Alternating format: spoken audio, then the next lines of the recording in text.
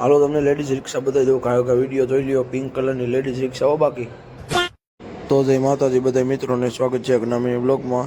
સીધું બપોર પડી ગયું હતું ને આપણે જમી કાઢવી લીધું હતું.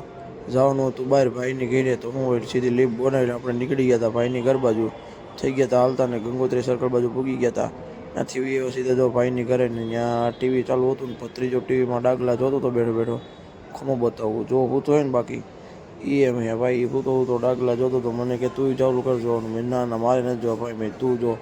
થોડીક વાર થયું ને તેના હાથમાં મારો ફોન આવી ગયો તો જો સ્નેપમાં બાકાજી ચાલુ કરી દીધી ભત્રીજાએ. હું શું કિંગ કન્યું ઉલ્ફે પૈસા વાયો કન્યું એક.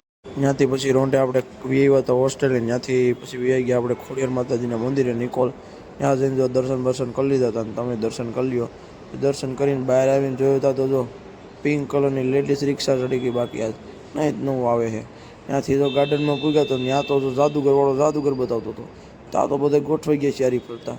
આવું ગામડામાં એવું હોય તો કોઈ જોવાય ન જાય. ના સિટીમાં બધાને કંઈક થાય કે નવી એટલે જાય, પણ આ બધા કોઈ સમજે નહીં. પછી તો જો રાતે વી ટીપોટ છે 2 વાગ્યાની. સારું લો તમને કાલ મળું તો બધાને રામે રામ.